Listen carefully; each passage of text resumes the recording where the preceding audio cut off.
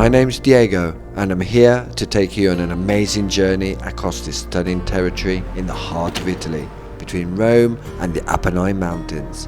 This is Ciociaria. Medieval castles, Roman ruins, mesmerizing landscapes, hills, rivers and waterfalls, a land full of natural beauty and cultural riches.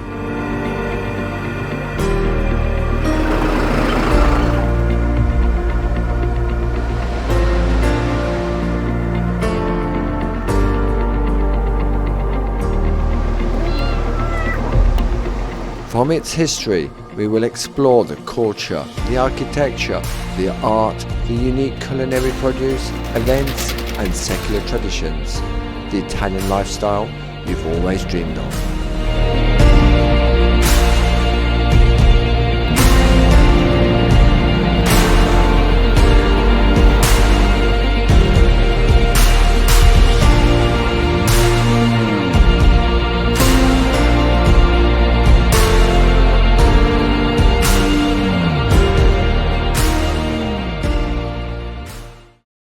Welcome to Italy.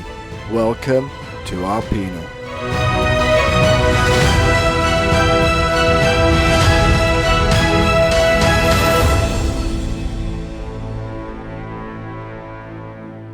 Nestled in the heart of central Italy, Arpino is perched over the Lidi Valley, dominating the landscape below and strategically placed between Rome and Naples, just 1 hour away from both cities. It's also within easy reach of the Amalfi Coast, Pompeii and Capri.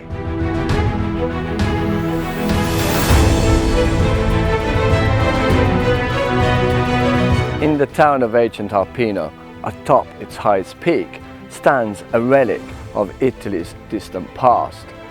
In a place of myth and legend, it rises from the rocky earth, overlooking the lands of Ciociaria below.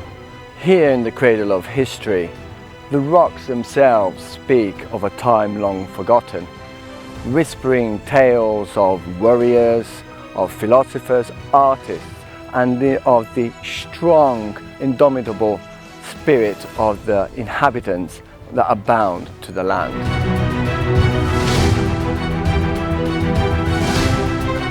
Though the time of its founding is unknown, Arpino derives certainly from a primitive Volscian settlement that arrived here roughly around the 8th century before Christ. It is demonstrated by the archaeological finds that trace it back to the gods of Saturn.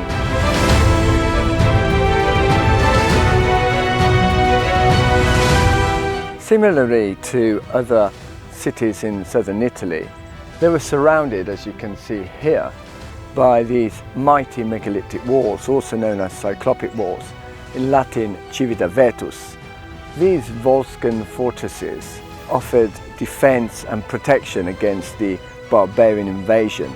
They are built without any foundation and no mortar, a true testament to the engineering skills of the time. Once they were 3 kilometers long, starting up from this Acropolis of Civitavecchia and working their way down and enclosing the town of Arpino below. Now only 1.5 kilometers is left and can be found, but they stand as a true testament of time. Whilst walking along these ancient walls, you feel the weight of history. Each block a story of survival and endurance.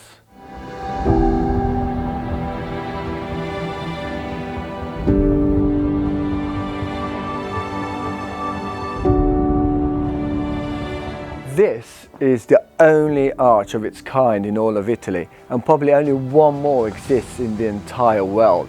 This ancient structure is not just an architectural wonder, but it's the testimony of the hard work, the sweat, and the creativity and engineering skills they had at the time. And we can see how it pierces the sky with its sharp angle, defying the conventional round arches of Rome. This is the Arco Sestacuto. It's absolutely unbelievable. So this pointed arch is also known as the Sceador, which was a strategic defense system, a really intelligent one. So when the enemy soldiers would arrive here, they would find themselves with the sword in the right hand, the shield in the left, leaving them vulnerable to the defenders that from above would throw anything at them and defeat them and keep the defense system always on point.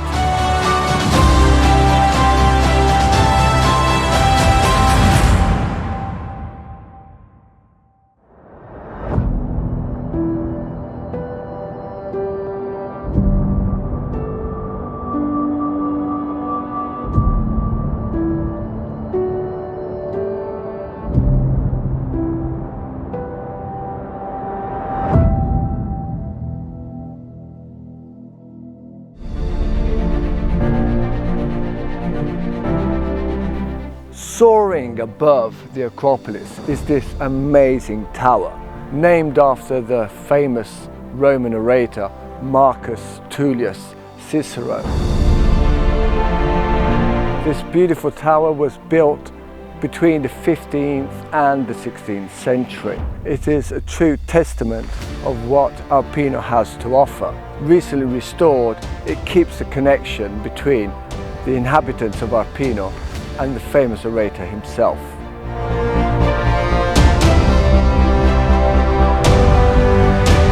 Arpino, the Latin for harp, shaped like a harp.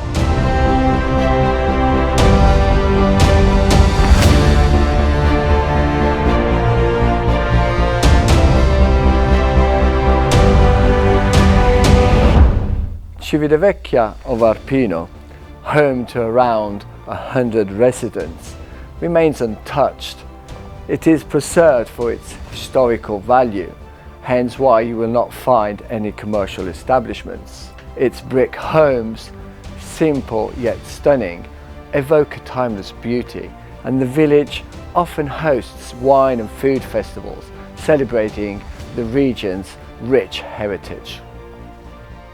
Arpino is also famous for the many churches. Here alone in Civitavecchia of Arpino there are 4, one more beautiful than the other, one of which holds the beautiful painting of the famous painter, the Cavaliere of Arpino.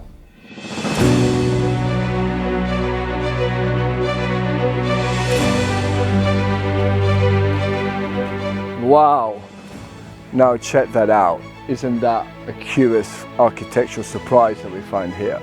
So what is this? This is called Bocca di Lupo, the wolf's mouth. A very unusual hidden entrance that was used only by the soldiers and the inhabitants of the village. Now these entrances carved into the walls served as a secret entrance for the inhabitants of the village together with the soldiers. Now what would happen here is they would enter and exit unseen because you'd have all the vegetation covering. But now let's see how it is to get through to the other side.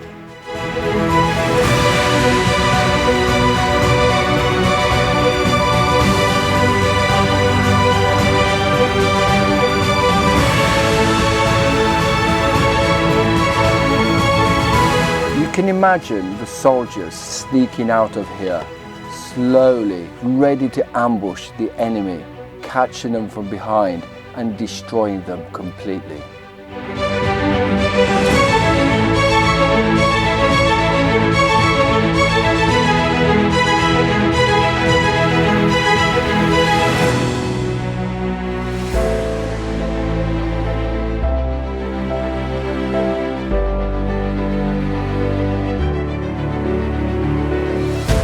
We are now in the centre of Arpino, not too far from the main square, Piazza Municipio. As you can see, we have remnants of the Cyclopean walls of the Volscian settlement. It is believed that there was one Volscian settlement here in the district so-called Civita Falconara, and the other one above in the ancient part of the town, Civitavecchia of Arpino. As you can see above these Cyclopean walls, we also have the construction built during the medieval times of homes that were integrated into the city fabric. This is also another spur of rock which heads out overlooking the valley below, an additional strategic position, great for defense, and it leads all the way up to the fortress.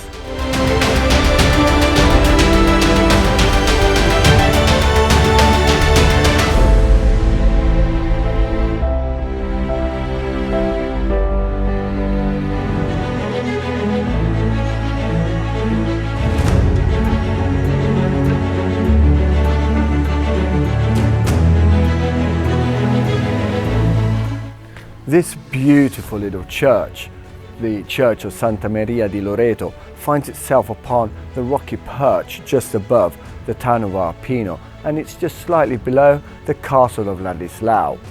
With its near millennium history, it was originally a watchtower from the 11th century and played a key role in the defences of the town of Arpino against the Normans and the Saracens. According to Professor Gino Piglioni, it was built upon the ruins of a polygonal tower, which gave then inspiration for the town's coat of arms with the two towers and the eagle.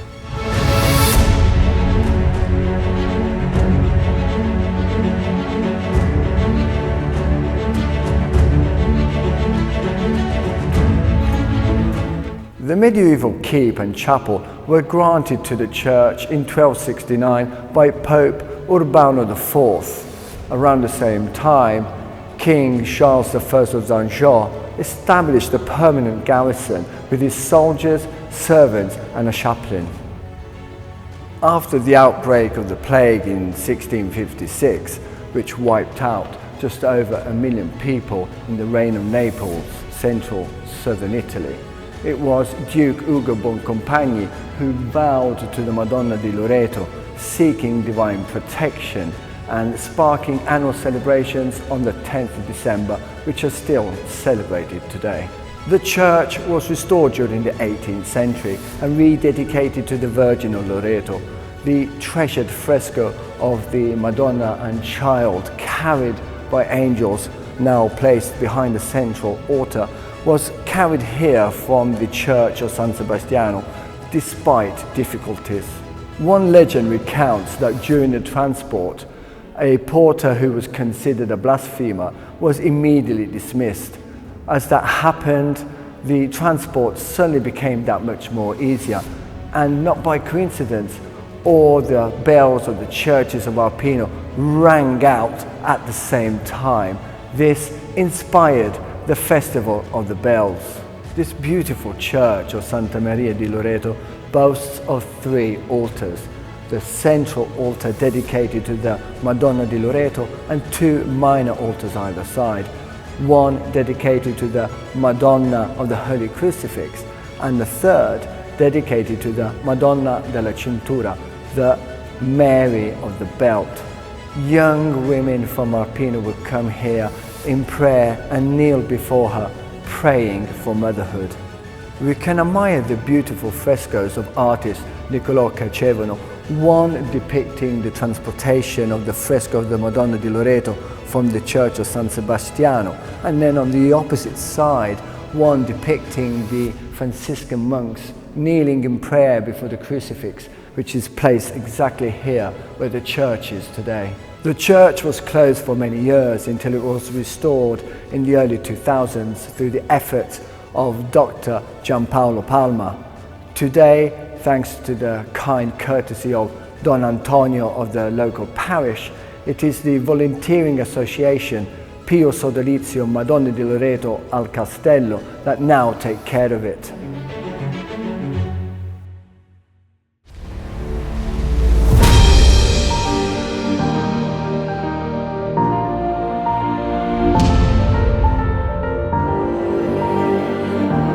Love these cars.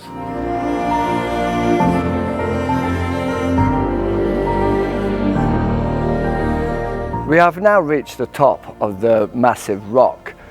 You can see behind me the Castle of Ladislao, originally known as Castrum Pesclis Falconaria, from which the district has taken its name.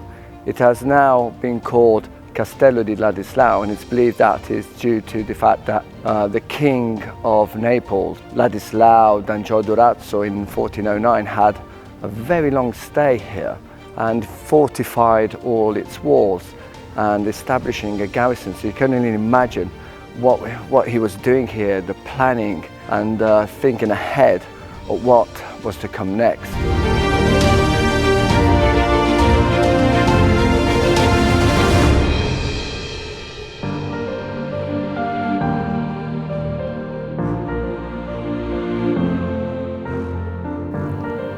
Those patches were actually kept in place purposefully to show the passage of time. However, Arpino played an important part during the Second World War. This was a staging post for the German soldiers. The troops would come here to rest and recuperate, returning from the meat grinder of the Gustav Line. It was, in fact, a military hospital.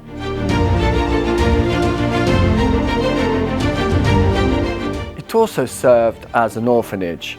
Then in 1828, it became the largest wool mill in Arpino and in the province of Frosinone, owned by the Cicero family. And nowadays, it is actually housing the foundation of Umberto Mastroianni. Let's go and check it out.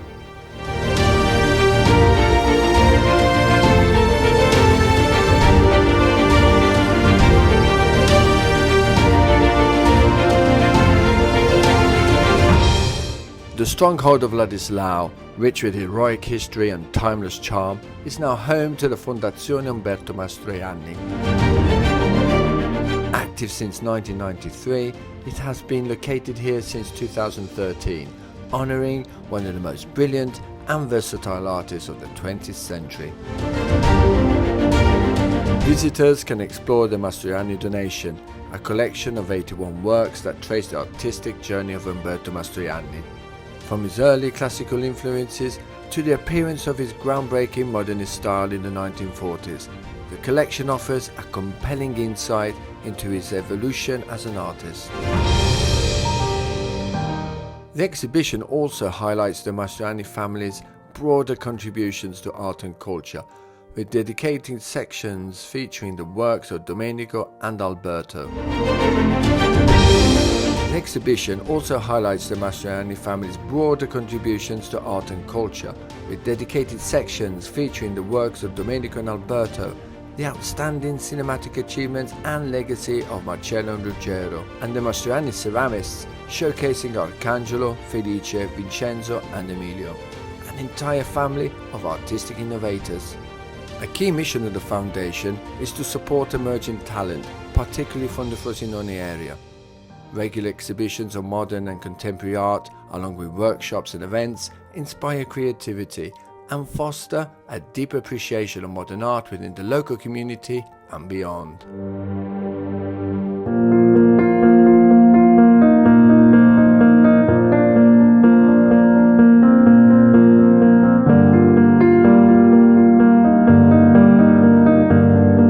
We are now here in the heart of Civita Falconara, and you come across this beautiful, stunning church, the Church of Santa Maria di Civita. As you can see, it's a blend of curves and lines, little niches, and a touch of Baroque style which was added in the 18th century and a little bit more during the 19th century after the church was completely burned down during the barbarian invasions in the 1300s. Like many other churches here in the area, it was built upon a pagan temple. This one dedicated to Mercury Lanario, the protector of the wool processing, which was the main activity during the Roman times here in Civitavecchia and most of the area.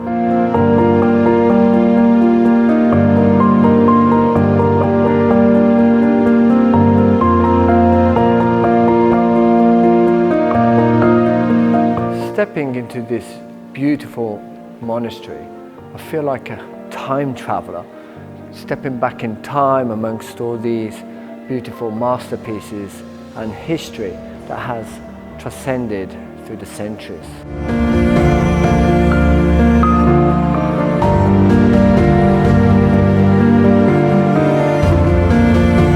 Here, a nature ancient image of the Queen of Angels, known as the Madonna della Città, was venerated.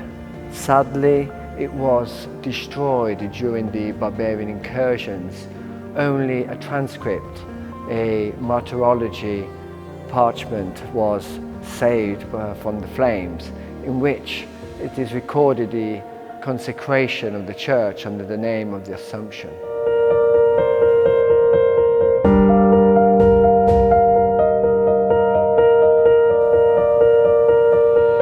The interior of the church has three naves in the shape of a Latin cross. It is beautifully illuminated by a dome, especially along the central aisle. And if I look up, I can admire the beautiful, majestic portrayal of the Eternal Father. Here in the left nave, we can admire an exquisite painting of St. James, attributed to a follower of Caravaggio, Gaetano Callani.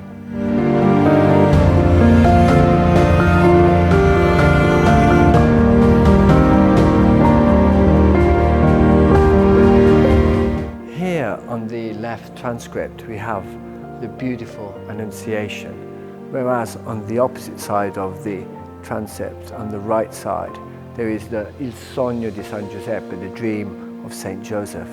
Remarkable is the chapel of the Crowned Virgin, lined in marble, where the wooden statue of the Assumption resides. The statue is carved from one single cedar trunk from Lebanon and is clad in a beautiful 18th century robe. It is said that during the barbarian invasions, it used to be taken to the fortress of Montenero, a natural stronghold in between Arpino and Santo Padre. Now, every year on the 15th of August, she will be celebrated with a procession throughout the town. Flanking the chapel are two beautiful statues of St. Peter and St. Paul by local Arpinati artist Mariano Pisani.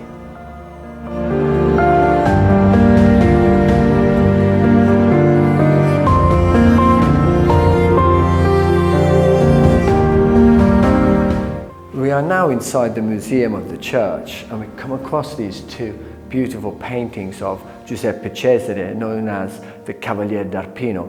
These two paintings of Saint Joseph and Saint John are absolutely stunning, but they overlook something even more interesting just over here. Here preserved is an artistic and invaluable manuscript known as the Martyrology of the Assumption, which survived the flames after the church was burned down after the barbarian invasions. Comprising of 52 volumes, this is not just a religious document, but gives us historical facts. Various authors have added things throughout time, lots of information, and we can find deaths of prominent figures, earthquakes, visits of kings, a little bit of everything that happened all the way from the 13th century up into the 1700s.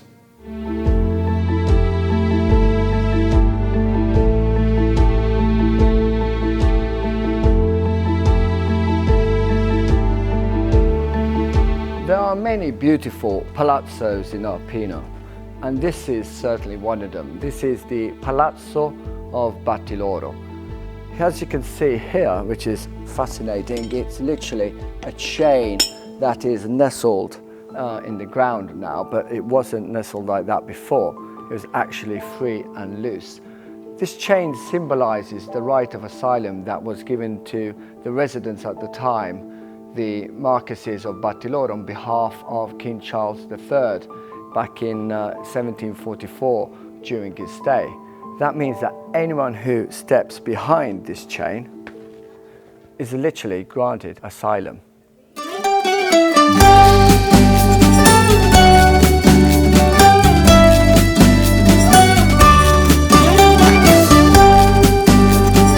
We are now heading to a beautiful home in a 16th century building where we're going to enjoy our first traditional Arpinati lunch.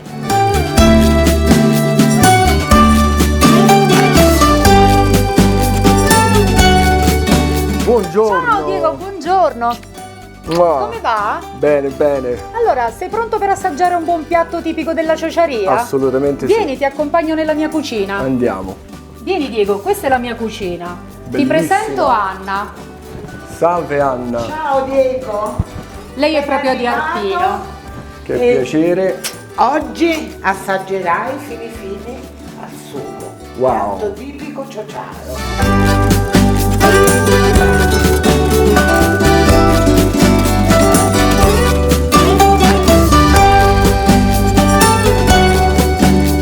So Anna, at what age did you start learning to cook and who taught you? Allora, non me l'ha insegnato nessuno, l'ho imparato guardando le donne che erano nella mia casa, nella casa di mia nonna, e anzi mi scacciavano pure perché non volevano essere disturbate. E quindi così ho imparato in questa maniera. Da sola così? Da sola, sono un autodidatta.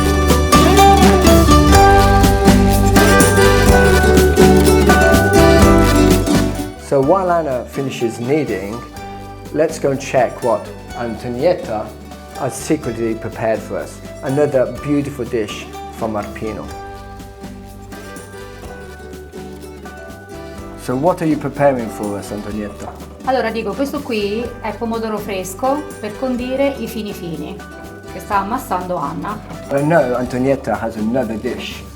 What is it? Allora Diego, voglio presentarti un altro piatto della cucina tipica tradizionale ciociara, Ok. un piatto molto povero, Okay, composto dall'interiora di agnello, okay. quindi viene fatto con polmone, fegato e cuore.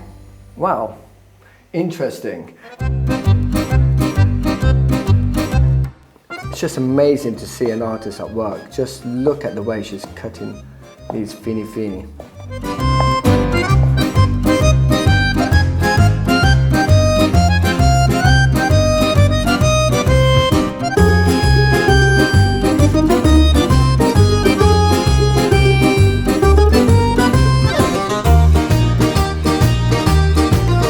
Diego, per l'ottima riuscita di questo piatto, io Sì, ti dimmi. consiglio una bellissima pentola di coccio. Allora, quando l'olio si è scaldato, Ok. ci buttiamo dentro la cipolla e un po' di spicchi d'aglio. Vuoi farlo tu? Me? Okay, here we go.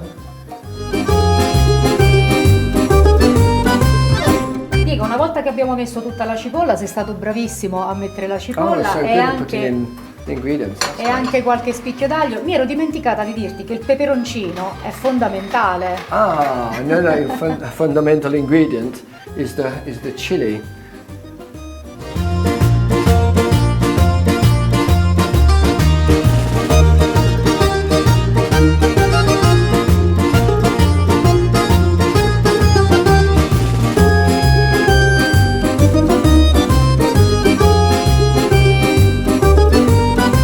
Allora Diego, guarda, a metà cottura di tutta Ok. l'interiore in questa bellissima ciotola di coccio, sfumiamo con il vino bianco. Bravissimo Diego. Diego, facciamo un po' di bruschette per i nostri amici? Oh, Ti I va? love bruschettas. Yeah, Ok. let's do it. While Antonietta and Anna finish preparing the lunch, I'm going to enjoy my glass of red wine outside on the terrace.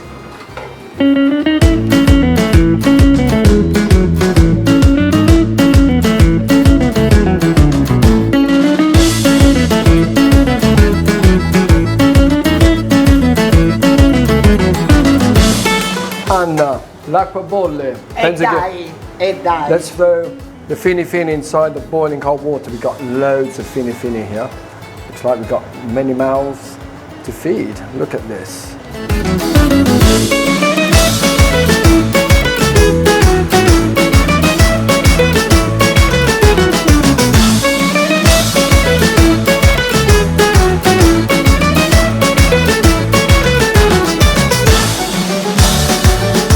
Ragazzi, a tavola che è pronto! A tavola! Eccoli.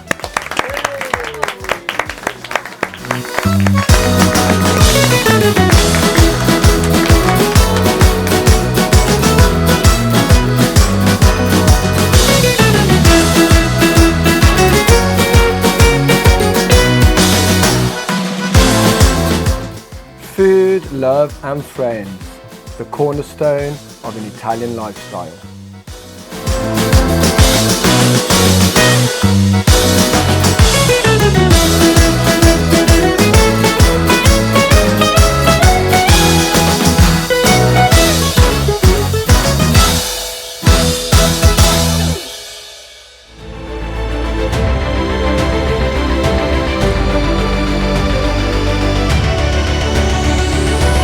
As we leave the district of Civita Falconara, we come across this beautiful imposing stone fountain. It is built roughly around the second half of the 17th century and placed between the two roads that lead up to the fortress of Civita Falconara. You can see depicted the coat of arms of the town of Arpino with the two towers and the eagle. It is believed that the two towers represent the two famous citizens of Arpino, the Romans Castello Marius and Cicero, and the eagle itself representing the Roman Empire. As soon as I enter the main square, Piazza Municipio, I am surrounded by history, and the first thing that captures my eye are two imposing statues. The first statue is of Castello Marius. He was born in Arpino in 157 before Christ. He was a brilliant military leader who rose quickly through the ranks, thanks to the soldiers with whom he shared hardship, sacrifice and bravery in battle, but also to a circle within Rome. And he rose to the highest office, first as consulate, and then he became also the commander in charge of the army of the Northwest, the territory that now is Algeria, Tunisia and also Libya.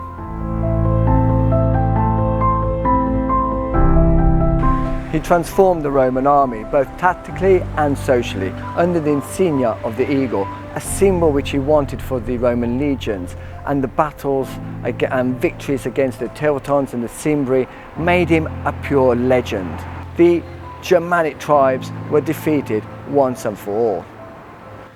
But he did not forget his hometown of Arpino, and with the lands that he conquered in the Cisalpine Gaul, they served as revenue to pay the temples and the public buildings over time. But his political career was not that easy. He clashed with the aristocrat Sulla, who forced him into exile. But then he returned to Rome once again to become consulate for the 7th time, dying shortly after in 86 before Christ.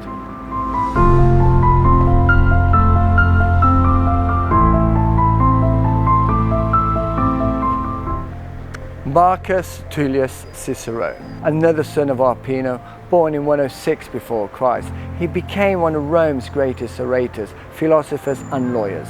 In his works and speeches, they echo the love for his homeland that he defined as rough yet simple and faithful. He was a very proud Arpinate, just like Gaius Marius himself.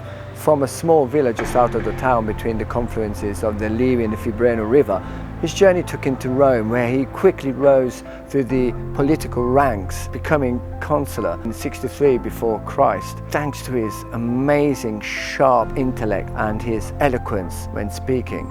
Cicero's life was not all triumph. He found himself caught in between the tides of Roman politics, a very dangerous situation. First, he foiled the Catiline conspiracy and he was seen as a legend, but that also made him a target.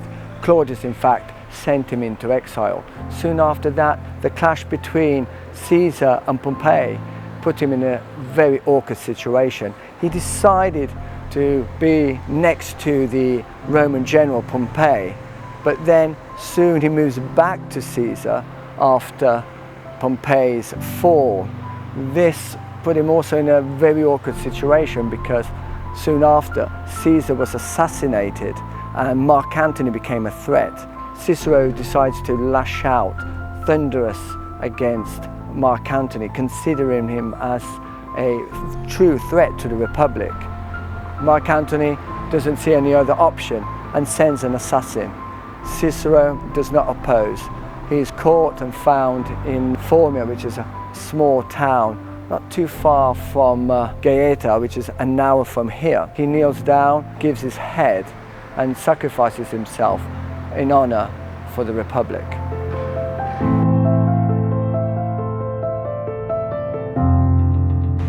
In Arpino, il libro in pietra, the stone slabs, are such a remarkable testament to the fusion between ancient history and the modern poetry expression. This unique initiative consists of carefully engraving poetry onto the stone slabs, each one engraved with poetry by contemporary poets and other important figures such as Pope John Paul II, where they highlight the timeless charm of the town of Arpino. There are poets from all over the world, and there are slabs which are engraved with the poetry in their original language, and then beside them their translation into the Italian language for all bypassers. The concept was born from the deep friendship between poet Giovanni Bonavivi and former Senator Massimo Struffi, who saw in this project the potential to highlight the timeless charm of the town. These wonderful slabs are placed strategically, and the first one back in 1984 is up in Colle, one of the poems of Giovanni Bonavivi called Il Bianchissimo Vento, the Whitest Wind. And there's another beautiful poem by Pope John Paul II up in Civitavecchia di Arpino, the old part of the town, called Il Dio dell'Alleanza, the God of Alliance. And here in Piazza Municipio, in the center of the town of Arpino, we find the latest edition, and there are the beautiful words on behalf of the Maestro Ennio Morricone called Arpino è una grande città. Arpino is a great city, sealing even a beautiful bond between the famous Ennio Morricone and his origins here in Arpino. The town itself bestowed him an honorary citizenship a few years ago.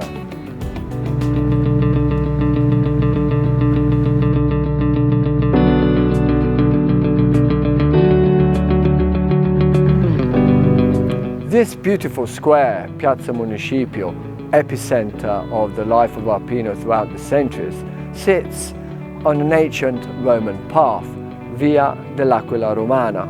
The stones layered through time bear witness to the long history this town has. This decumanus was an ancient Roman road which cut through the heart of Arpino from east to west, and for centuries it was considered the town's main artery until the broader Corso Tulliano took its place. Yet the locals still affectionately call it La Via Vecchia, the old road. Here we can find an ancient Roman sewage system, a testimony to their engineering genius.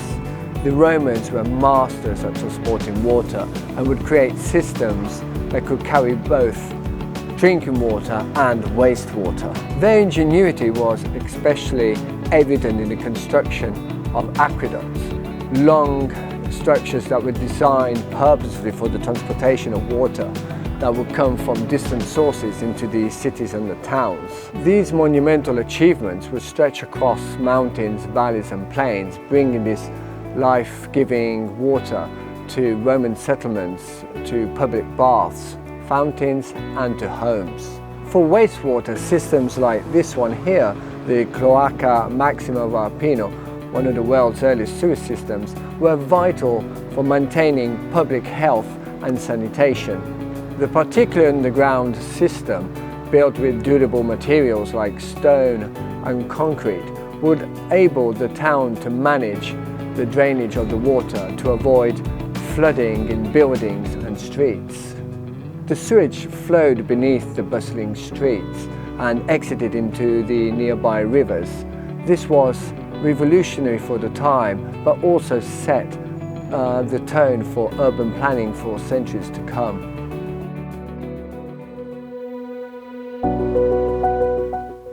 We are in this beautiful church, the church of San Michele Arcangelo, Saint Michael the Archangel. It's literally opposite the main square of Piazza Municipio, facing the beautiful Roman road, the Via dell'Aquila Romana. And just above this painting, another wonderful masterpiece, the Eternal Father, always of the Cavaliere d'Arpino, whereas either side, these other two paintings, we have the Assumption on the left, and here to our right we have Tobias and the angel Raphael. These are both of the school of the Cavaliere d'Arpino.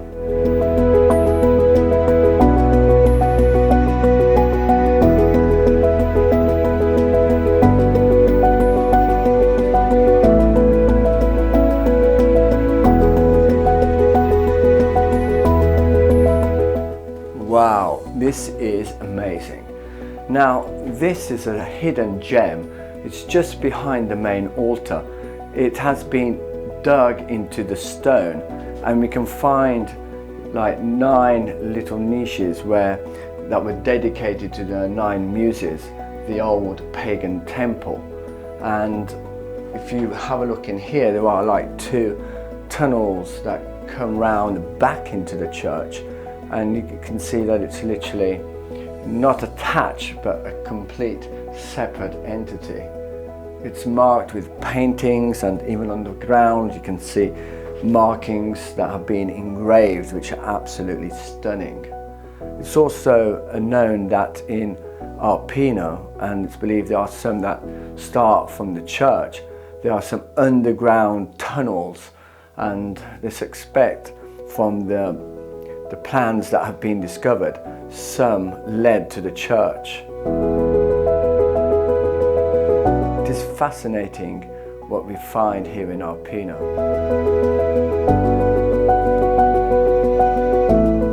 Just around this area, we find the back part of where these tunnels have led. And still in different areas of the church, we can see where it's been dug in back in the past. And it's absolutely fascinating if you look through this kind of portal, where you can see the roof and the stones that meet the old Roman temple and the new church.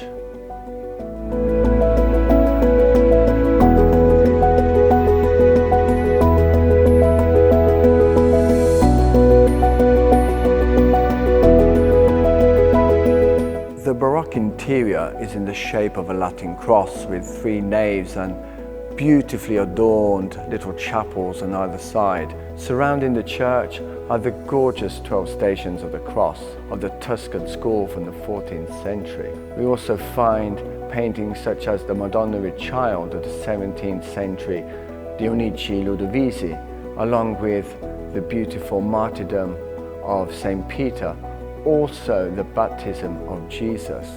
This is also the rest place of the Tyrolean wood sculpture Michael Stoltz, who is buried under the altar of the Sacred Heart. The church was destroyed in 1654 by an earthquake and has been rebuilt to its current beauty. Wherever you look, you are surrounded by masterpieces. The church is surrounded by beautiful artwork, even some from the 6th, 7th and 8th century.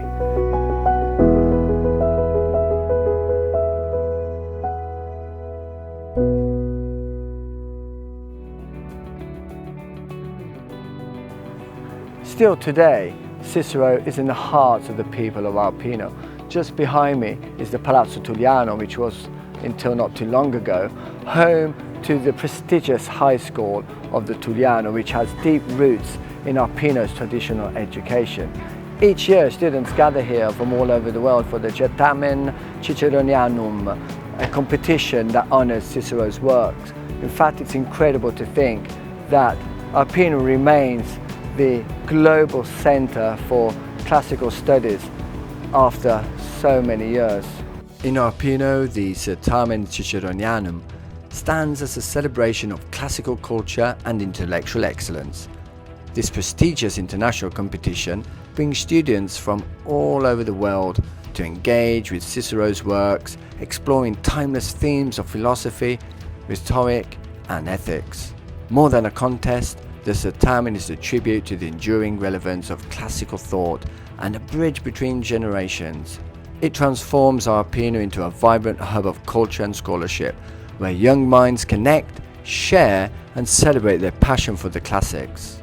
Set against the stunning backdrop of Arpino's ancient Acropolis, the historic Palazzo Boncompagni, the picturesque square and the ancient Roman road, the event honours Cicero's legacy while fostering international exchange. It inspires new generations to embrace the richness of classical studies and the universal values they represent.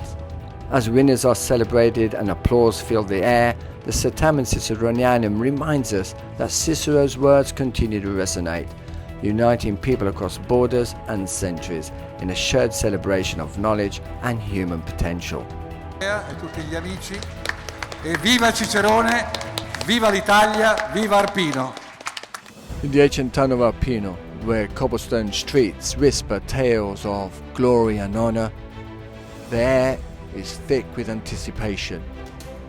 As the sun dips low, casting long shadows over the medieval walls, the town's proud districts and neighborhoods, Ponte, Arco, Civita Falconara, Vigne Piane, Vuoti, Vallone, Vagni and Colle Carino prepare for a contest that has echoed through the ages, the Gonfalone of Arpino.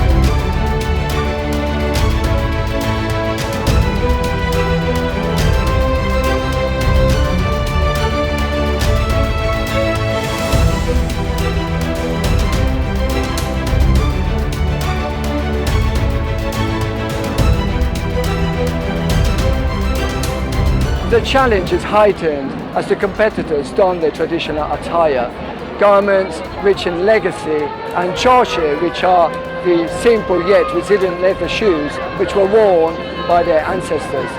A kind of a sign and a symbol that connects them to the land and to the past. As the districts face off, feet buried in history, they endure the timeless struggle and triumph of Arpino. And it's with this shared hardship and after a long year of preparation and sacrifice that the true spirit of the Gonfalone shines. The donkey race is an extremely niche event which still takes place in many towns across Italy. Showcasing speed and agility, these events are held during historic and cultural celebrations, drawing crowds of people from all over who come to enjoy the excitement and the camaraderie. Also, in many occasions, like here in Arpino, the race highlights and celebrates the beautiful bond between humans and animals, highlighting the donkey's importance and significance in agriculture and in transport.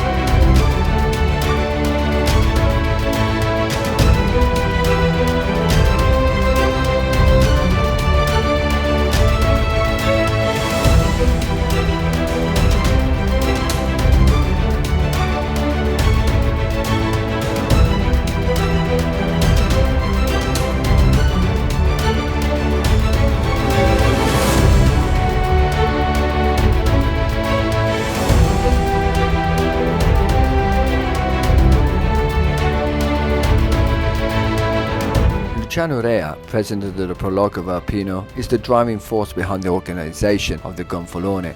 dedicating himself with passion and determination to preserving and promoting this vibrant tradition. For Luciano, it represents the perfect blend of human connection and local culture, as every year it brings together locals of all ages, visitors from nearby villages and international guests. As the vibrant costumes, traditional dances and lively music fill the streets of Arpino during the Gonfalone, it becomes clear why this event is so special. Every year this celebration continues to thrive, connecting past and present in a beautiful display of unity and cultural pride.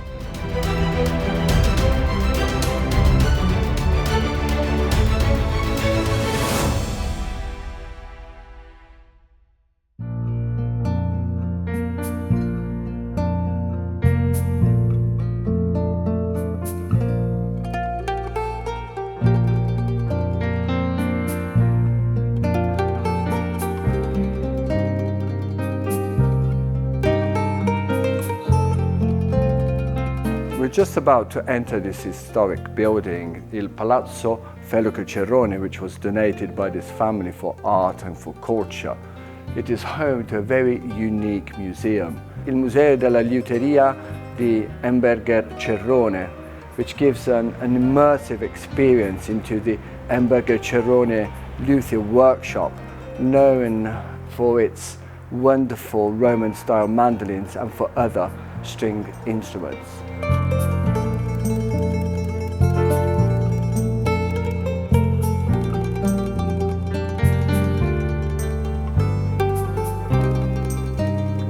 Luigi Umberto founded this workshop in 1870. He gained worldwide acclaim for his model Il Romano 5 bis mandolin, which introduced and technical precision. This transformed it into one of those models that concert soloists and mandolin enthusiasts worldwide would choose as their preferred mandolin.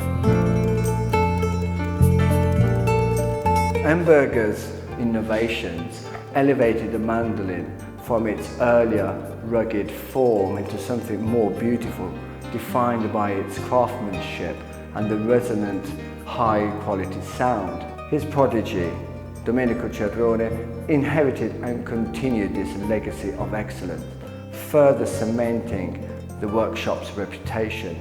Over the years, the Umberto Cerrone mandolins were worldwide renowned for their beauty, for their precision, and for their durability. It was Giannino Cerrone, Domenico's son, who in 1993 set up this beautiful museum in which you can find different pieces of the mandolin and you can follow the entire process from its shaping to the finishing touches. Fascinating to see.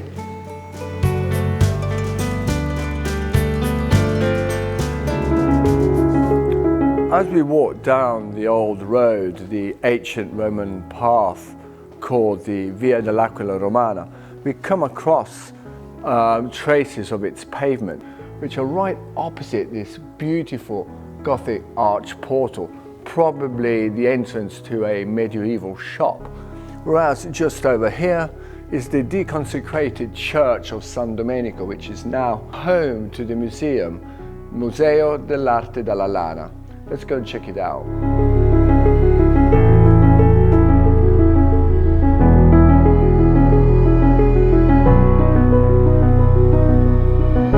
Arpino's wool industry has deep historical roots, tracing as far back as the Roman Empire.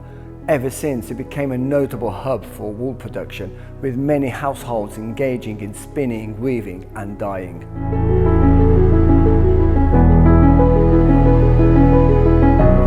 The production standards were so high to the point that in 1744, King Charles II of Bourbon deemed it appropriate to pay a visit to the factories, awarding many of them with the title of Regio Lanificio, meaning Royal Wool Mill.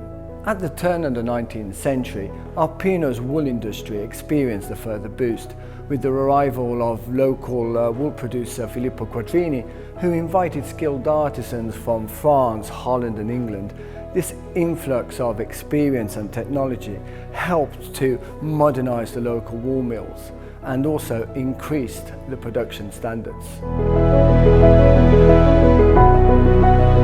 By 1850, Arpino had 32 wool mills.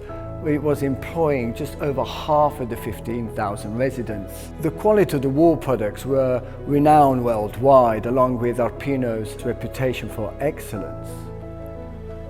However, with the economic shift due to the unification of Italy and the industrial growth in the north, slowly over time, Arpino's wool industry had a decline.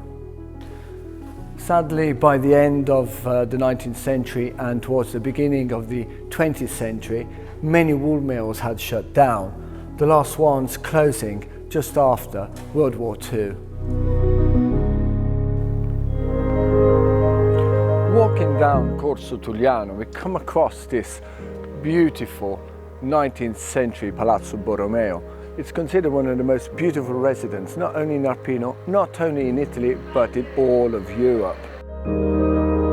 Its elegance and charm have made it popular for weddings and for films. In fact, it has featured in many international films and several Italian films, amongst which one of the famous films called Splendor, which featured amazing Italian actors such as Massimo Troisi and Marcello Mastroianni. If you just walk through the rooms, you'll understand why. Just after Palazzo Borromeo, we come across the house of Pasquale Rotondi. Pasquale Rotondi played an important part, a crucial part, in the protection of Italy's cultural treasures. In 1938, as World War II loomed over Europe and a German occupation threatened Italy, Pasquale Rotondi was commissioned by Minister Giuseppe Bottai and by art historian Giulio Carlo Argan to preserve these artworks and to find safe locations throughout Italy to avoid them ending up in the hands of the Germans and also being destroyed by Allied bombardments. In 1939, the initiative took place under the name of Operazione Salvataggio, Operation Rescue. We were just about to visit this really beautiful house. When we go inside, you'll understand why.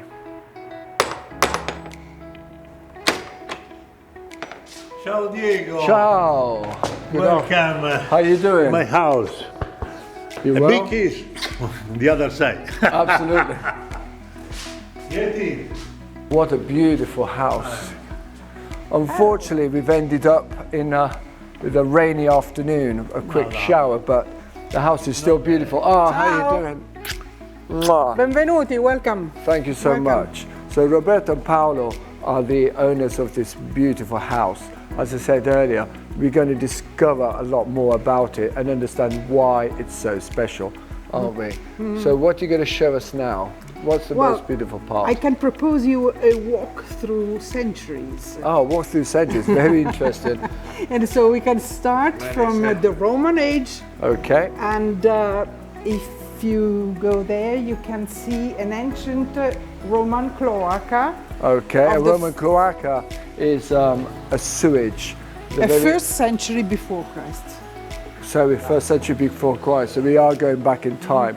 The cloacas were the Roman sewers that were designed and crossed all under the buildings of the city. And all the waters went down to the main street. Okay. And this stone, which is absolutely authentic and original, is engraved and states that a very good job has been done to build the cloaca and to build all the system of collection of waters. Wonderful. It's just amazing just already walking in, we have so much history before our eyes. Oh, yes. What else can we see? Do you want to see an ancient place where God Mitra was worshipped? Yeah, let's do that. Come on. Let's do it. Here.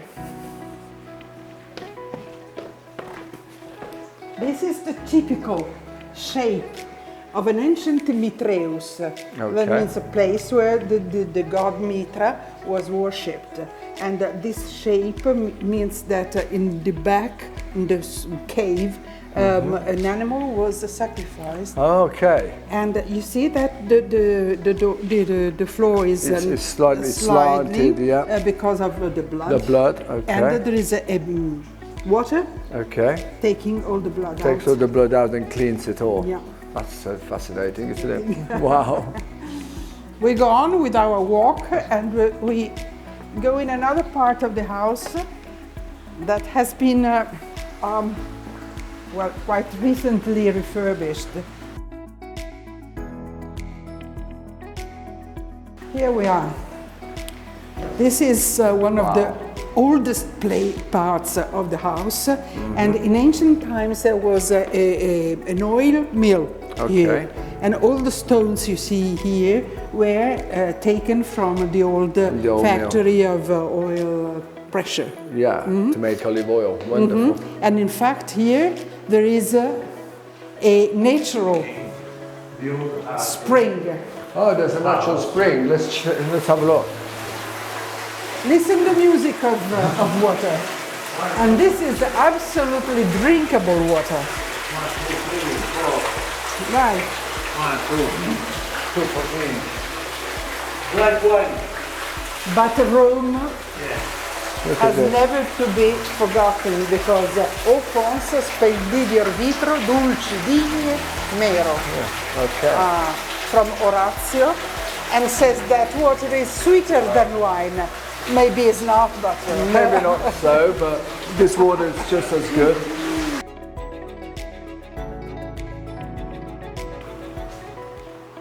So here we are.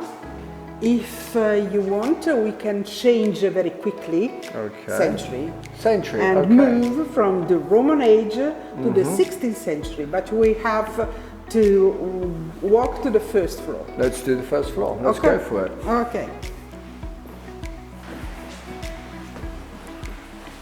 This is so beautiful. Look at these steps as well.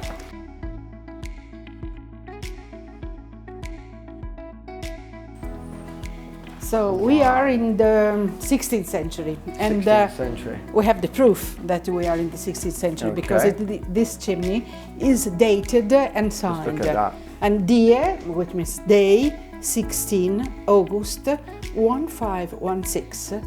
Master Jacopo made it. So the artist who realized this chimney.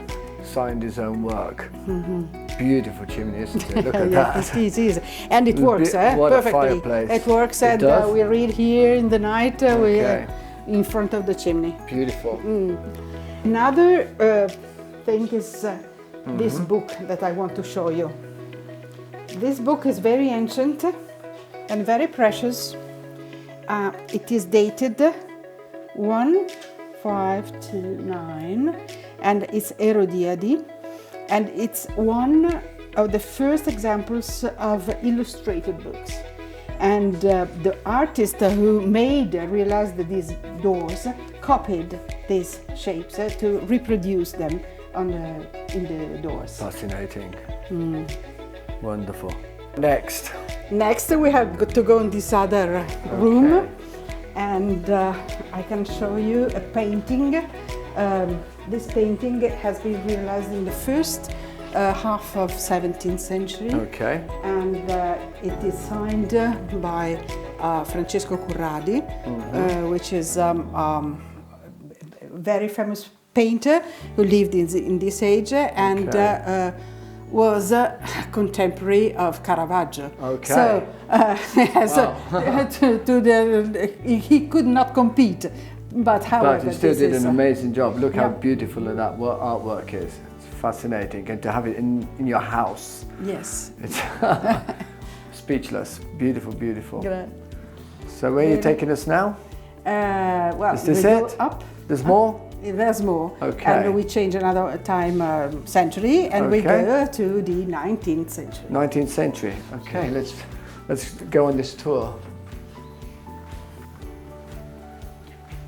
In this house, you don't have to be afraid of stairs. Because Steps everywhere. steps. Welcome to the 19th century. Wow. Now, just look at that. Absolutely. It's Stunning. very typical of the Arpino old houses. Okay. And you find many examples of this decoration. This is our living room. So, 19th century. We've gone from Roman, 15th, 15th, 16th, and up to the yeah, 19th. And here. And here you can walk through the rooms without, how do you say corridoio? Without a corridor. Corridor, without a corridor, in the shape of an ancient house, one room into the other. Okay. One room into another. This is an ancient copy of Divina Commedia, Okay. Divine illustrated. Comedy. These are portraits of the family, the grandfather, grandmother, parents, and so on. We go And back this is a long our time. fruit garden in front. You can have. It's a very pleasant place. Thank you so much for the It's been hospitality. a pleasure. It was amazing. Thank you for the water. The Next magic time of- wine. Absolutely. Next time in wine. Va bene. Bye. Ciao. Ciao, Ciao, ciao. ciao, ciao. Ciao, ciao.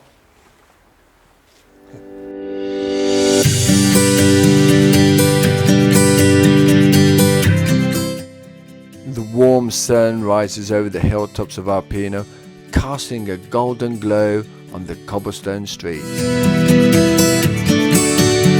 In the heart of the town, locals gather at small cafes, the air filled with the rich aroma of freshly brewed coffee.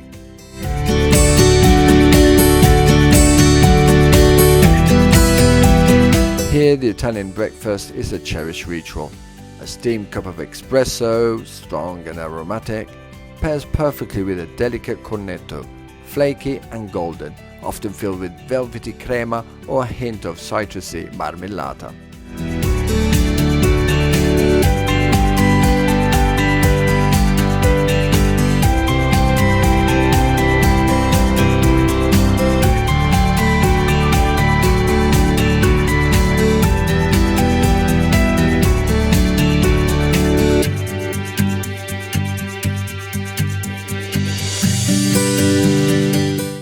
The sounds of cups clinking and the warm laughter blend harmoniously with the peaceful ambience of the piazza.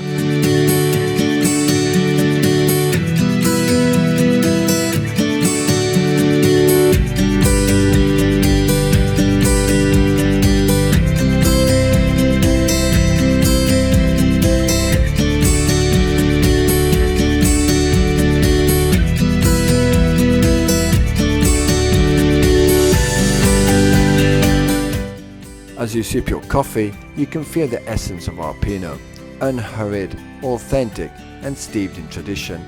This is not just breakfast, it's a moment of connection, a chance to savor life as the locals do, one sip, one bite, one serene moment at a time.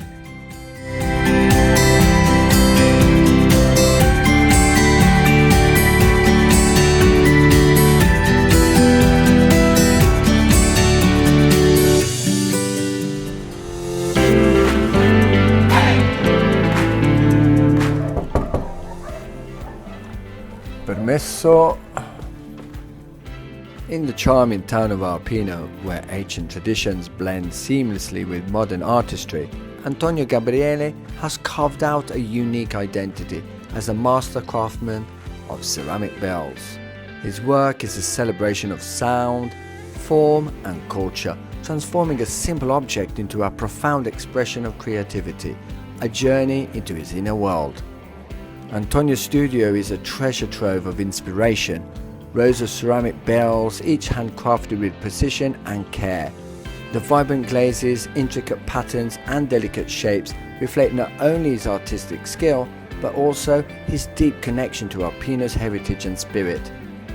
Each barrel is unique, resonating with its own distinct tone, a symbol of harmony and balance, holding strong cultural significance. From soft pastels that mimic the colours of the town's landscape to bold designs inspired by its ancient Roman walls, his work tells a story of place and identity. He believes that the sound of a bell has the power to evoke emotion and memory, connecting people across time and space. His ceramic sculptures and vibrant ceramic works, such as those created with Racco ceramic, are the result of what he describes as magical alchemies, blending traditional craftsmanship with bold experimentation.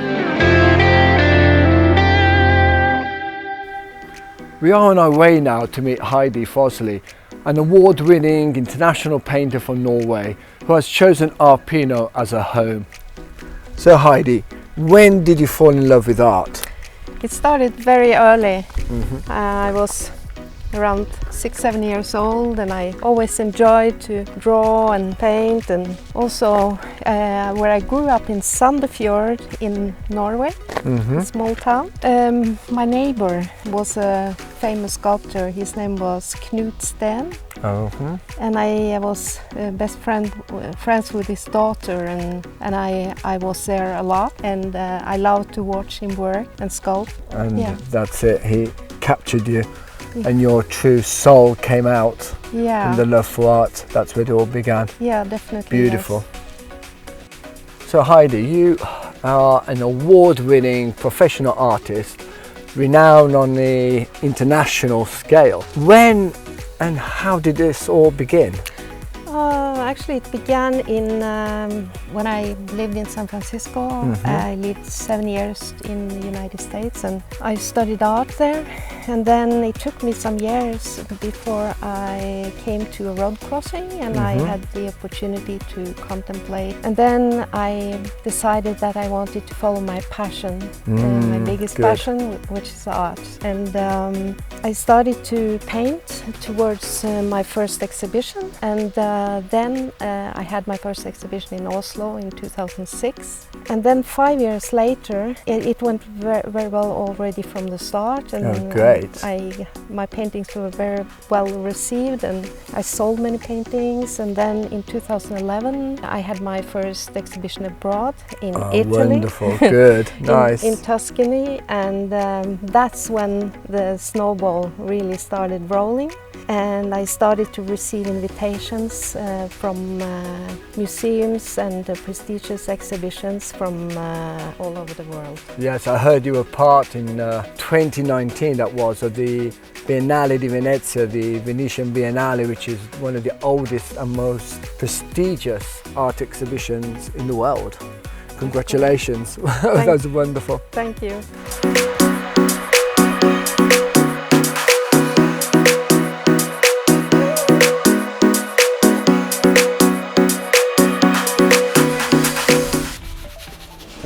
Hi Diego, come stai? Bene. Che piacere vederti. Grazie, grazie di tutto. What a wonderful art studio you have. It's absolutely beautiful. One of the most beautiful ones I've actually come across, full of colour. And just looking behind me, this immense painting here. It's just literally bursting with colour. So where did you get this inspiration for this colour from? Mi è venuto quando ero bambini, all'età di 5-6 anni, ero a scuola e giocavamo con i colori. Ho messo un verde accanto a un violetto e lì mi sono detto, c'è qualcosa che mi piace nella vita. So where did you learn? Did you go to school? How did it all begin from that point of view? Ho fatto il liceo artistico in Francia, che in Francia è sperimentale, non è come in Italia dappertutto. E poi dopo mi sono specializzato in una scuola di grafica, perché ho fatto il grafico durante 10 anni e prima di decidere all'età di 30 anni di fare soltanto il pittore. I've noticed that your work is very unique. There's something very, very special about it. What inspired you to do that? Questo lo posso chiamare il mio stile ciociaro. L'ho trovato mentre ero a pranzare fuori con degli amici e osservavo la natura, poi ho sentito una presenza e mi sono detto o c'è qualcosa che non si vede ma che esiste o sono matto. Poi per controllare se non ero matto mi sono buttato nelle letture dei libri sulla spiritualità e lì per finire mi sono detto non sono matto. So what are you working on at the moment? Sto preparando dei totem che sono queste colonne di pitture, tra pitture e sculture possiamo dire, per una prossima mostra mia a Cassino l'anno prossimo. I saw you were working on something as I walked in. I'm sure that I interrupted you. What are you working on? Purtroppo sei arrivato che ero appena iniziando il lavoro con il foglio d'oro sull'icona che preparo, è un ritratto di Marilyn Monroe.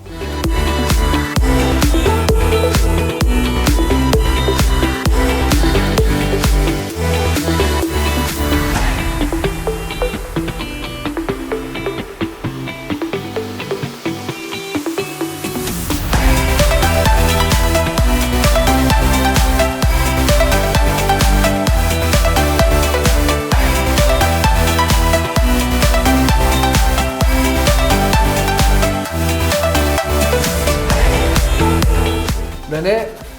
Oh Diego. Grazie di tutto. Ciao, grazie della tua visita.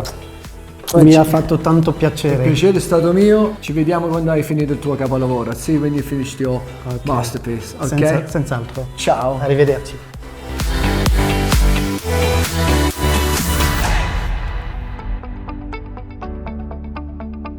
Aurora Tomo was just 5 years old when she first tried that dark aromatic drink.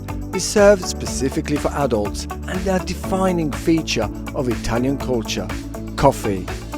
Thanks to her grandmother, she secretly savoured its pungent aroma and strong bitter taste, and still vividly recalls the sound of her grandmother's coffee maker and the intense fragrance that filled the air. This moment sparked her passion for coffee, which she soon paired unexpectedly with a love for art, where emotions, dreams and ideas lie at the heart of her work, brought to life with love and passion.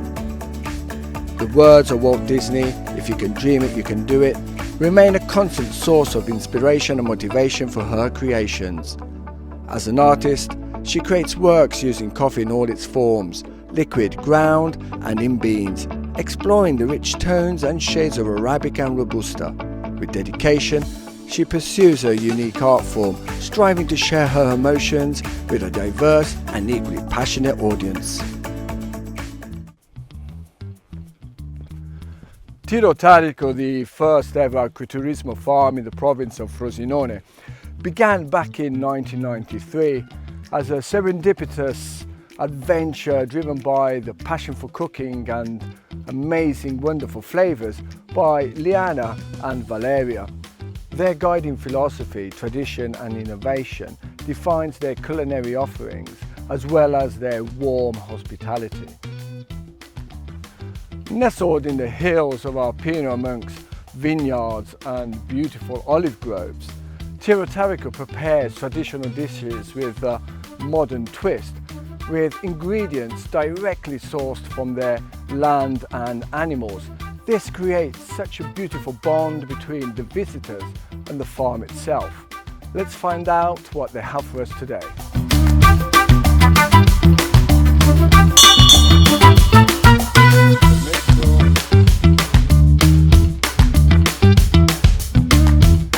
As you walk in, you notice these wonderful newspaper cutouts, along with these beautiful awards and also a visit from the Japanese ambassador.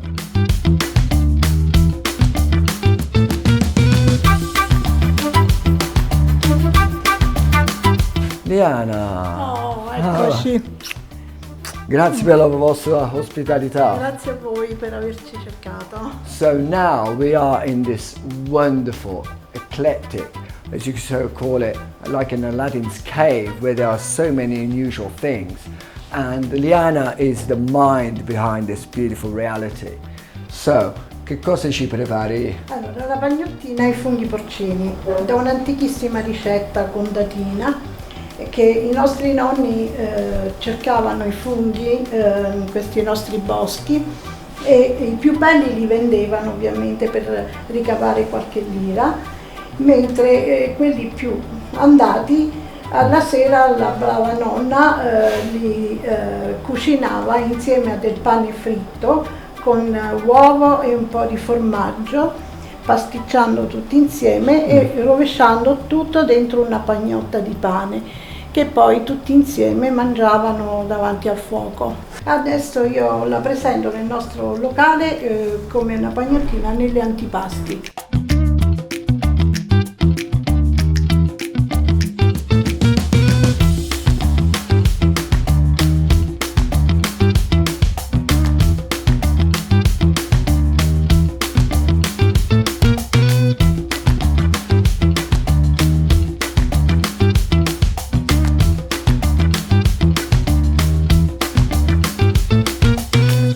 Pronto? Eccoci, la pagnottina è pronta. È meravigliosa. Per essere servita. I can't wait to taste this. It looks absolutely amazing. We visited. It's just something that you just want to dive into. Che meraviglia. Complimenti. Thank you so much. I can't wait to taste this. And off I go. Grazie. Tutto mio. Lo vado ad assaggiare. Ciao. Grazie. Ti è piaciuta la pagnottina assaggiata? It was an amazing experience. But look what I found. Cosa sono? Ho trovato questi. Queste sono delle delizie natalizie, diciamo, però ormai le facciamo quasi tutto l'anno. E sono i mostaccioli, un tipico dolce arpinate. Okay. I'm just going to try one out actually. See what it's like. This is amazing. Off the chart, guys. So what's inside this? Farcito con marmellata di mele e pasta di mandorle. Love it, thank you. I think I'm going to finish all these off right now. Tiro Tarico, tradition and innovation.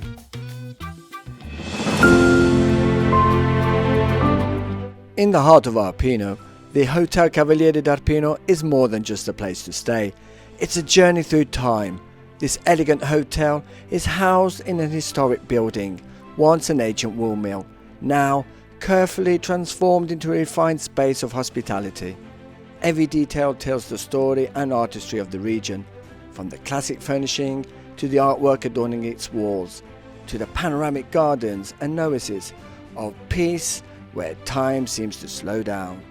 The Hotel Cavaliere d'Arpino is not only the perfect retreat for those seeking relaxation and culture, but also an ideal venue for celebrating life's special moments, from the magic of weddings to corporate events, birthdays and private ceremonies. Every occasion is crafted with meticulous attention, creating unforgettable memories. Tradition blends seamlessly with modern comfort, offering guests an authentic experience, immersed in the culture and hospitality that define Arpino. It is the perfect starting point to explore the birthplace of Cicero and its treasures, or simply to savor the timeless beauty of the lands of Ciociaria.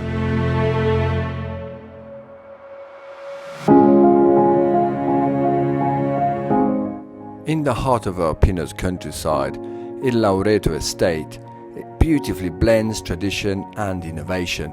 Founded in 2008 by the Viscolosi family, this family-run agriturismo is the result of a careful restoration of an ancient ruin, now transformed into a serene haven where history meets hospitality and every event becomes truly memorable. Designed by architect Giuseppe Viscolosi, one of its founders, the estate embodies the elegance of Italian rural architecture, offering a refined yet welcoming setting for all kinds of events, from intimate gatherings to unforgettable weddings. Il Loreto also boasts charming guest rooms that combine rustic allure with modern comfort. Whether hosting a celebration or seeking a quiet retreat, guests can ensure a warm and relaxing stay in this picturesque environment.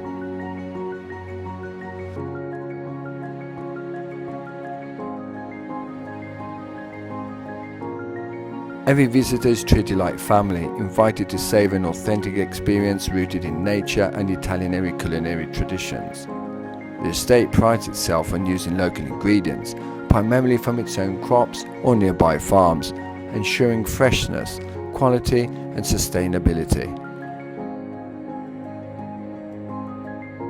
At Loreto, you celebrate life's wonderful moments in a breathtaking setting while supporting the local community and preserving the traditions that make this region so unique.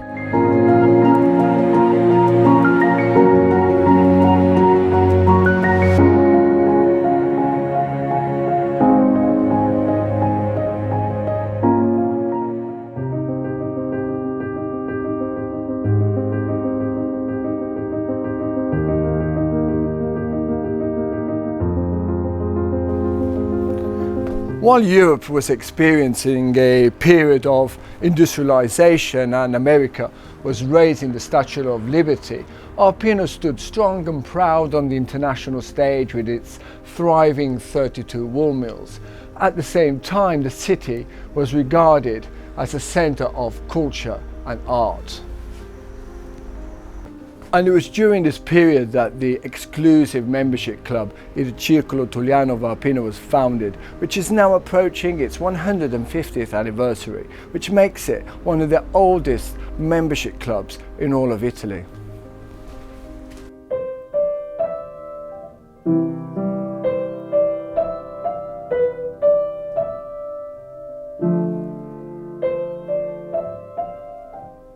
Ciao Lucilla. Ciao Diego. First of all, grazie. It's such an honor to be here at the Circolo Tulliano in Arpino, one of the most exclusive and prestigious membership clubs in all of Italy. È vero Diego, il Circolo Tulliano fu fondato nel 1886, diventando immediatamente il cuore della vita sociale e culturale della nostra città. Ha organizzato eventi, giochi di carte e conferenze che sono rimaste nella storia, ma col tempo non ha perso mai il suo fascino e la sua eleganza. And what have been those important moments in its history? Ce ne sono tanti, Diego, perché il Circolo Tulliano ha ospitato personaggi illustri e ha organizzato eventi meravigliosi, feste meravigliose. Pensa che la prima sede storica di questo Circolo Tulliano è il Palazzo Velani-Rappini e la seconda sede è l'elegantissimo Palazzo Quadrini, sempre in centro storico, che tu avrai sicuramente visto. Yes, I have. Ma ci sono altri aneddoti e altre cose che ti sveleranno dei membri del consiglio direttivo che ti stanno aspettando. Andiamo? Let's go. Andiamo. Ciao, possiamo? Ciao! Ciao a tutti! Eccoci. So, we are sitting with the members of the council of the Circolo Tulliano. We have our beautiful Pirillo, who's our mascot. He's the town dog, and he's actually living a better life than when I first saw him, because he was living in a cardboard box, but thanks to Graham, he's now living the lifestyle in pure luxury. Now we have the president of the Circolo Tulliano, Andrea Garibaldi. Andrea, I know it's a very important role, it's very prestigious, I would say, and full of responsibility. Assolutamente sì, il Circolo Tulliano vanta soci onorari come Marcello Mastroianni, come Ennio Morricone, che è stato anche premio Oscar, grande musicista, come Massimo Troisi, Marina Vladì, regista Ettore Scola. Ora siamo 140 soci circa. Wow. Sia cittadini di Arpino che dei paesi limitrofi, e ci sono anche numerosi stranieri che arricchiscono il nostro circolo e creano la giusta fusione tra la tradizione locale di Arpino e l'atmosfera internazionale, la cultura internazionale. In fact, we have a prime example here with Graham Connor, and who's joined us to play with cards today all the way from England, now settled down here, and his little dog always present, also a member. Aren't you, Birillo? So, I know you need to go. Thank you for your time, and I'm going to take your seat. Thank you. Ciao. Okay, I'm going to take his place on the table.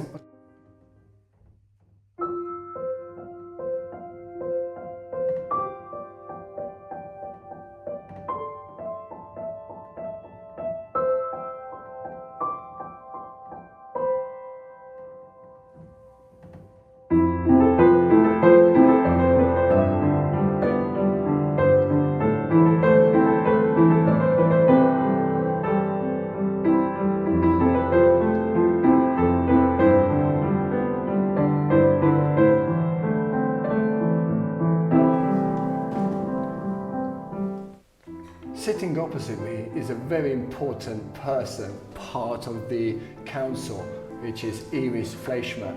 So Iris, Arpino is the city of culture and this is very important for the Circolo. Sì, dico, è proprio così. Uno dei principali obiettivi del Circolo è proprio quello di celebrare la bellezza della cultura, dell'arte, della creatività. E tra gli eventi che voglio ricordare c'è Omaggio all'arte che si tiene tutti gli anni nel mese di maggio. E il Circolo Tulliano apre le porte all'arte, diventa una vera e propria galleria d'arte dove artisti internazionali di grande talento espongono le loro opere. E non è finita qui, il Circolo organizza incontri, convegni, conferenze, presentazioni di libri con esperti su temi che affrontano tantissimi argomenti, dall'antica storia romana fino ai nostri giorni. Il calendario culturale del Circolo è ricchissimo e ha come obiettivo quello di nutrire la mente e l'anima di tutti i cittadini di Arpino, dei nostri soci e dei tantissimi stranieri. Grazie Iris. So, sitting right next to me is Francesco Onistico. He's always busy trying to organize all the events and the parties for the club, aren't you? Esatto Diego, il Circolo porta avanti una tradizione memorabile di feste. Qui organizziamo da aperitivi a feste danzanti, con esibizioni di musicisti del territorio. Questa cosa ci dà modo di creare una aggregazione sociale passando attraverso il divertimento. Queste feste si inseriscono all'interno di mostre, si inseriscono all'interno di presentazioni di libri e cerchiamo di collegare, di intrecciare il mondo della musica e del divertimento con il mondo dell'arte. So there's so much going on in Arpino and there's just such a wonderful energy. And recently there's been like a second renaissance, a modern renaissance, with foreign investors coming from places like Australia, the United States, Sweden and England. And from England we have one of the very first investors, Graham Connor. So Graham, what was it like to be one of the first pioneers? When and how did it all start?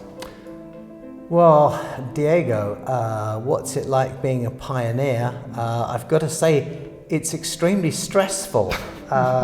Moving to any foreign country is difficult enough.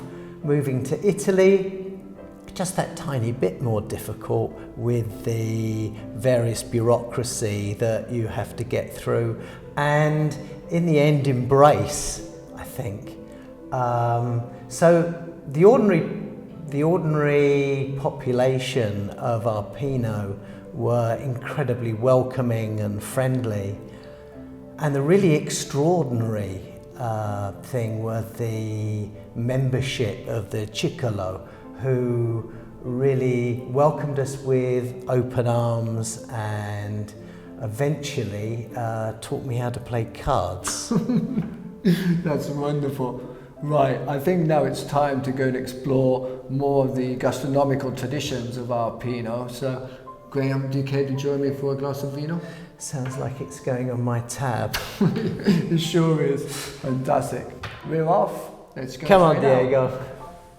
Ever heard of a grape variety called Leccinado? Oh, that's one of my favourites. I can't wait to taste it. Okay, it's special here for Arpino.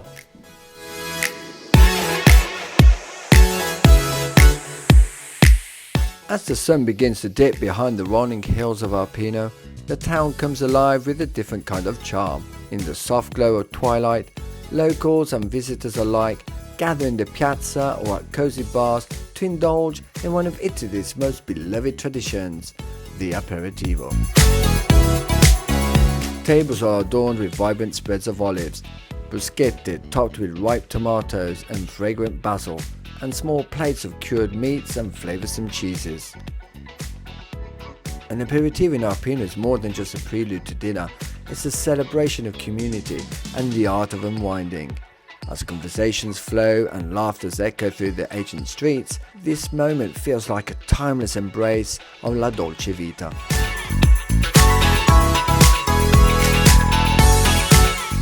The town's ancient walls, steeped in history, provide the perfect backdrop to an experience that feels both timeless and alive.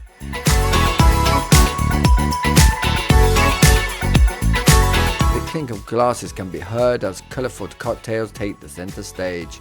Perhaps it's a refreshing spritz, its vivid orange hue catching the last rays of sunlight, or a delicate Negroni, perfectly balanced and brimming with elegance, or maybe something more sophisticated, crafted by the master of cocktails. Whatever the choice, each drink transforms the moment into a celebration of flavour and artistry, thanks to the passion and expertise of the owners and the staff.